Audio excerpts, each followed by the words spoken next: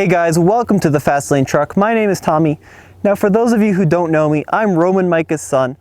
I'm typically behind the camera or at a computer editing our videos, but today I'm on screen taking a look at this, what might possibly be my first truck. It's a 1974 Ford F250 Highboy four-wheel drive. I'm really nervous. If I buy this truck, it's going to be the most money I've ever spent. That's coming up next.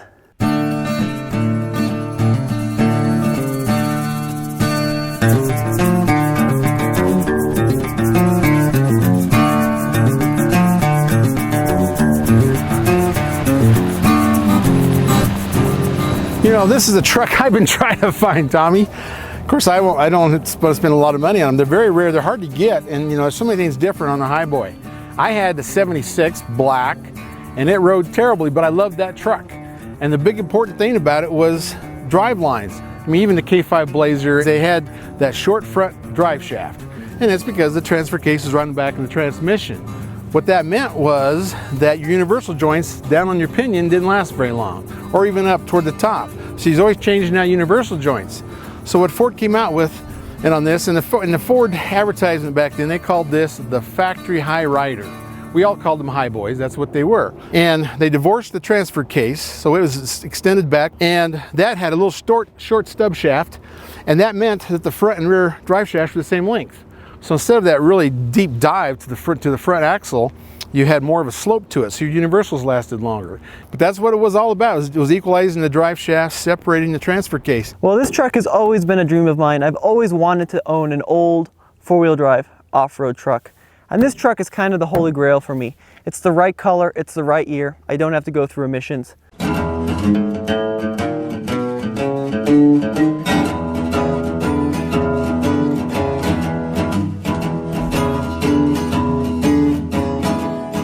But this is all leaf springs all the way around.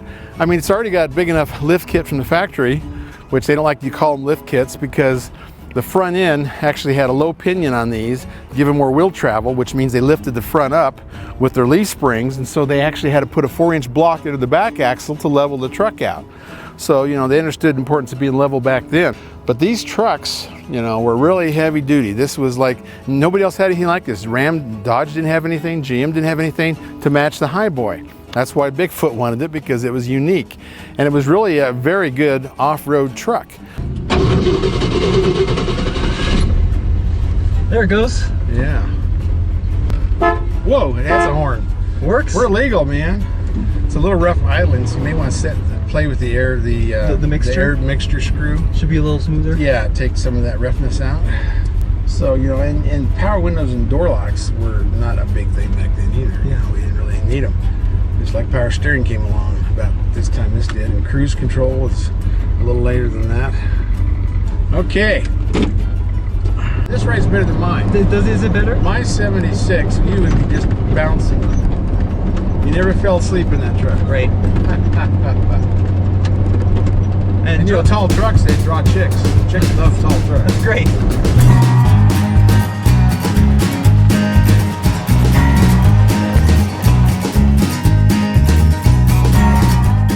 It was made for off-road use. That's what it was all about. And back then, when these trucks came out, they weren't for the guy who bought them to go to Starbucks.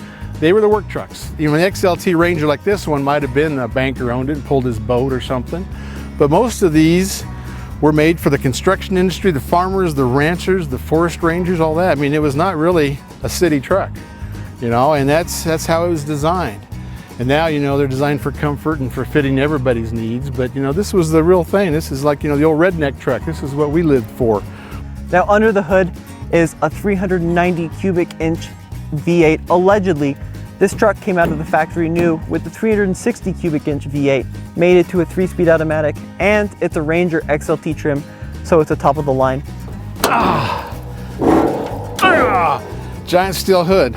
And you think this is a 390. I mean, that may very well be. I didn't like the 360. The two I had didn't last long. They were garbage. Never came with a 390. The front clip, I mean, you see the damage here, but you can buy those clips. I mean, you can update it.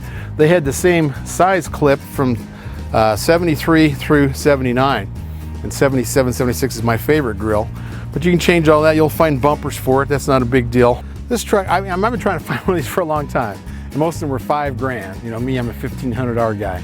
That's what I like to find so I can fix them up. But, you know, if you can get this one for, you know, less than $5,000, it's probably not a bad deal. But let me climb underneath here.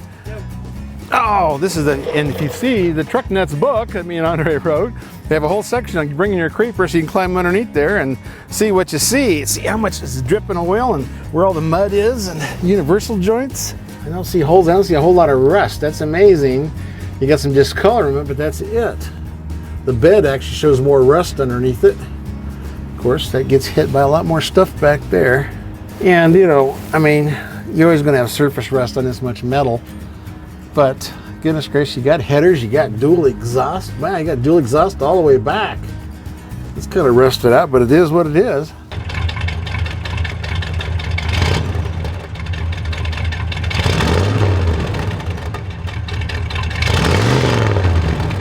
A lot of people will call, just like they call all Ram trucks on Craigslist, the Power Wagons. They're not. They call almost every truck you see on Craigslist, they'll call it a Highboy. So you got to, first thing, you climb underneath there, make sure that the transfer case is separated from the transmission. And then you'll see the drive shafts are longer on the front than on any other Fords. And then, you know, they're all going to have the lockout hubs. A lot of them were rebuilt with Warns and all those other things that they did aftermarket. These are aftermarket mag wheels, which I really like. They were, you know, this is back in the old days of Starsky and Hutch. Everybody had mag wheels. That's kind of how that worked.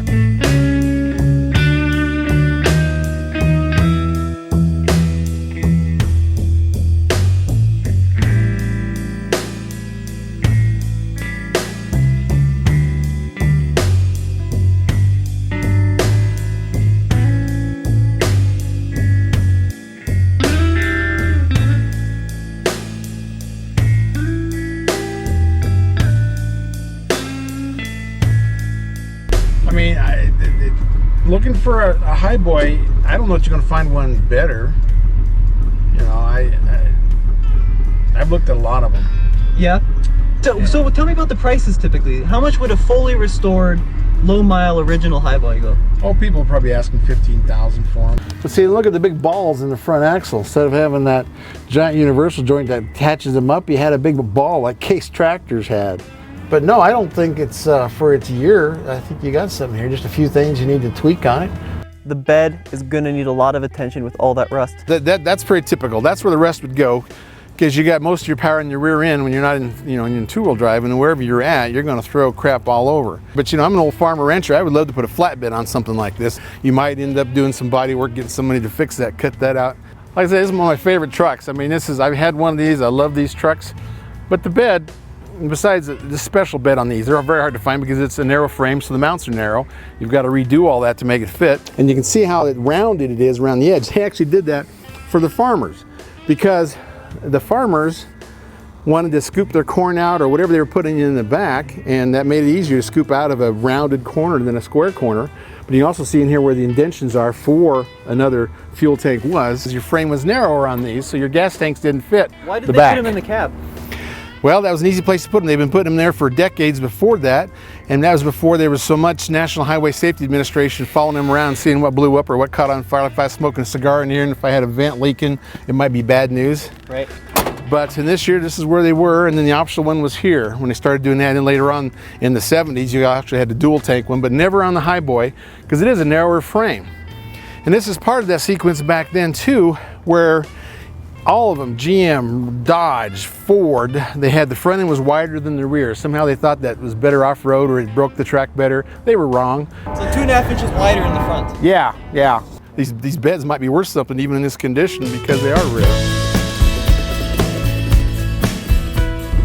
Well, steering it's like steering assist. It's not like, you know, steering on newer trucks, but I think it's good. I mean, this is not a truck that's going to fatigue you going down the road. You know, I find a nice smooth road and you can go along a long day in one of these trucks.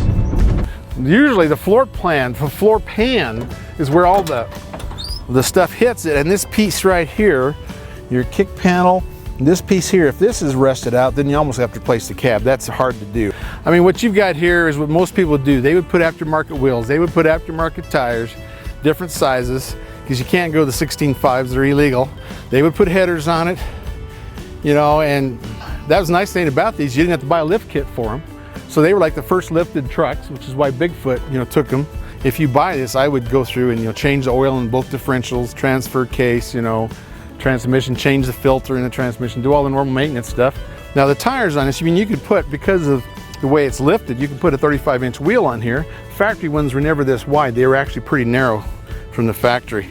If you say a good one's around 5, Yeah. and the guy's asking 45, maybe I should bid him 35? Yeah, try to get it under 4. That would be a good deal. Will do. I'll tell you what. Will you take 35 for it? Yeah, I know, but the rust is pretty significant. Okay. How about this? Yeah, 38?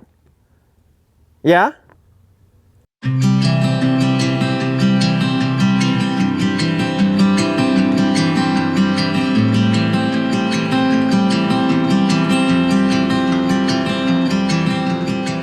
So I'm just here at the TFL offices, wrapping up this video.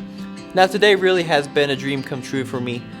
You know, being able to show something for my hard work, having a truck that's mine, that I bought for myself, you know, from the years of work and savings, and I've drained my bank account basically completely. But you know, I think it's worth it, and I'm really excited. And I know to you guys that truck may look like some old rusted hunk, but to me it really does mean a lot. So I'm really excited to see what kind of adventures we'll have with it this summer. My dad and I fixing it up, the videos against Big Green. Oh, a name. You know, I think I'm gonna call it Rusty Boy. Like Highboy, but rusty, because it's very rusty. But anyways, I'm not gonna be able to sleep tonight. Just so stoked. But you know, see you guys next time.